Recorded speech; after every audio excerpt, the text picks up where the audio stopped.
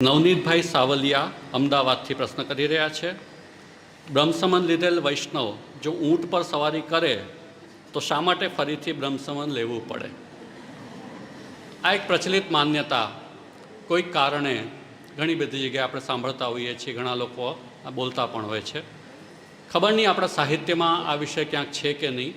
કોઈક ભાષા સાહિત્યમાં હોય તો મને ધ્યાન નથી.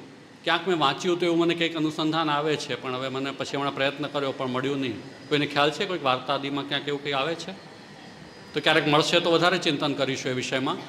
પણ એક વસ્તુ નિશ્ચિત છે કે આપણું વાર્તા સાહિત્ય હોય અથવા અન્ય પણ ભાષા સાહિત્ય હોય તેમાં ભેળસેળ પણ ઘણી બધી થયેલી છે. એ શુદ્ધ સ્વરૂપે આજે આપણને પ્રકાશિત પ્રાપ્ત છે એવું ક્યારે પણ માની નથી શકાતું. ઘણું બધું સારું છે એમાંથી, ઇતિહાસ છે, એના સિવાય બીજો વિકલ્પ પણ નથી, તો ઇતિહાસ તો ત્યાંથી જ પ્રાપ્ત થશે.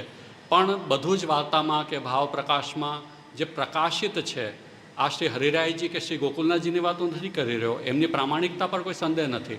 પણ આજે જે આપણને મળ્યું, જે પ્રકાશિત થયેલું છે, એમાં ઘણા બધા એવા વિષયો આવે છે કે જે આપણને એવું લાગે કે આની કોઈ આવશ્યકતા નથી, આ સિદ્ધાંત નથી, આ સિદ્ધાંત અનુકૂળ નથી. એટલે કદાચ ક્યાંક હોય, મને ખ્યાલ નથી આ ઊંટનો પ્રસંગ છે કે નહીં, તો પણ એને પ્રામાણિક ન માની શકાય. એક વાત સહજતાથી સમજવાનો વિષય છે કે બ્રહ્મ સંબંધનો મૂળભૂત પ્રશ્ન જે હતો કે સર્વ દોષ સહિત આપણે છીએ અને પ્રભુ સાથે કેવી રીતે જોડાઈ શકીએ. હવે એમાં ઊંટનો વિષય કોઈ ભિન્ન વિષય તો નથી ને. જે પણ દોષ હોય એ બધા જ દોષથી રહિત, અને દોષ હોય તો પણ પ્રભુ આપણી સેવાનો અંગીકાર કરશે અને કરે છે, એ પ્રકારનું વચન પ્રભુએ આપેલું છે. તો આવો કોઈ પ્રસંગ ઉપસ્થિત થતો જ નથી કે બ્રહ્મસંબંધ પુનઃ લેવું પડે. બ્રહ્મસંબંધ પુનઃ લેવાનો પ્રશ્ન જ નથી. ક્યારે કોઈક અપરાધ થાય છે ત્યારે પણ પ્રભુને નિવેદન કરવાનું છે, ભગવદ્ ગુણાનુવાદ કરવાનું છે. હરિનું નામ એ જ ભક્તનું મોટા મોટું પ્રાયશ્ચિત છે. બીજું કોઈ પ્રાયશ્ચિત આપણી માટે છે નહીં. એટલે બ્રહ્મસંબંધ પુનઃ લેવાનો કોઈ પ્રસંગ નથી. ઘણા લોકો એવો પાખંડ કરતા હોય છે કે ઊંટના નામે બ્રહ્મસંબંધ કોઈક બદલવા હોય ને, બાલક ગુરુ, તો એવું કરે કે ઊંટના નામે બ્રહ્મસંબંધ કેન્સલ થયું એવું કરીને અને પછી બીજા બાલક પાસે જઈને એનું બ્રહ્મસંબંધ લે. આ સૌથી મોટો શુદ્ધ પાખંડ અને મહાપ્રભુજી પ્રત્યેનો મોટો અપરાધ. કેમ કે આપણે વ્યક્તિવાદી બની ગયા. આજે જે પણ કોઈ ગુરુ છે, જેવા પણ હોય, જે હોય, આપણે દીક્ષા આપી એકવાર તો વસ્તુતઃ પોતાના વ્યક્તિત્વથી નથી આપી. જે કંઈ મહાપ્રભુજીની કૃપાથી કાનીથી પ્રાપ્ત છે એ રીતે જ પ્રદાન કર્યું છે. તો ગુરુ શ્રી વલ્લભ છે એ ભાવ યદિ આપણને નથી થતો તો આજે એકને પકડો, બીજાને પકડો કે ત્રીજાને પકડો, કશું જ ઉદ્ધાર નહીં થાય. એટલે આ સૌથી મોટો આપણો અપરાધ ત્યારે જ્યારે આપણે ગુરુ બદલવા માટે ઊંટનો દુરુપયોગ કરીએ છીએ. બિચારા ઊંટને કંઈ મતલબ નથી આ બધાથી, પણ આપણી આવી વૃત્તિ, જે દોષપૂર્ણ વૃત્તિ કોઈ બાલક કરતા હોય, કોઈ વૈષ્ણવ કરતા હોય, તો વલ્લભનો અપરાધ છે.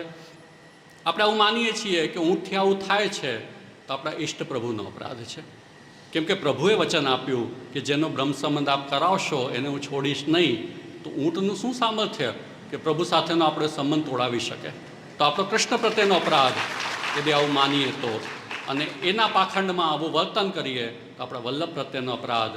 એટલે બંનેમાંથી મુક્ત થવું હોય તો ઊંટને ઊંટની જગ્યાએ રહેવા દો અને તમે પ્રભુ અને મહાપ્રભુજી સાથે જોડાઈને અને ભક્તિ માર્ગનો શુદ્ધ ભાવથી આનંદ લો. આ પાખંડનો માર્ગ નથી, આ ભ્રમનો માર્ગ નથી, આ ભયનો માર્ગ નથી.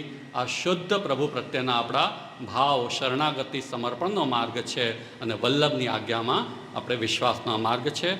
તેથી આનો ઉત્તર સ્પષ્ટ છે. બ્રહ્મસંબંધ લીધેલ વૈષ્ણવ જો ઊંટ પર સવારી કરે તો એણે બ્રહ્મસંબંધ લેવાનો કોઈ પ્રશ્ન નથી. કરવી ન કરવી અલગ વિષય છે. ઘણી બધી અશુદ્ધિઓ આપણા શાસ્ત્રમાં બતાવી છે, ઘણા સ્પર્શ દોષ બતાવ્યા છે. તો એ બધામાં દૂર રહેવું હિતકારી છે. જે દોષપૂર્ણ છે એવા કોઈ વ્યવહાર આપણી આવશ્યકતા ન હોય તો ન કરીએ.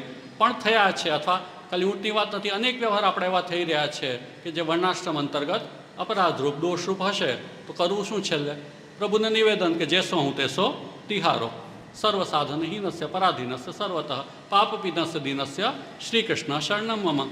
એ જ ભાવ આપણને આપણી પરંપરાએ, આપણા આચાર્યોએ, વૈષ્ણવે પ્રદાન કર્યો છે. એ ભાવથી ભાવિત થઈએ અને પ્રભુની કૃપા સર્વોપરી છે. આપણા દોષ વધારે નથી, એના કરતાં વધારે સામર્થ્ય પ્રભુની કૃપામાં છે. એ વિશ્વાસ સાથે ભક્તિ માર્ગ પર આગળ વધીએ. હવે આગળ વધીએ પ્રશ્નમાં. ગોંડલથી મનીષાબેન સુરેશભાઈ પીપલિયાનો પ્રશ્ન છે. શ્રી ઠાકોરજીને ચંદન અક્ષય તૃતીયા પછી રોજ શ્રીઅંગ પર લગાવી શકાય? શ્રી ઠાકોરજીને ચંદન અક્ષય તૃતીયાના આવે છે ઉષ્ણકાલમાં શીતળતાના ઉપચાર રૂપે. પ્રતિદિન શ્રીઅંગ પર લગાડવાનો ક્રમ આપણે ત્યાં નથી.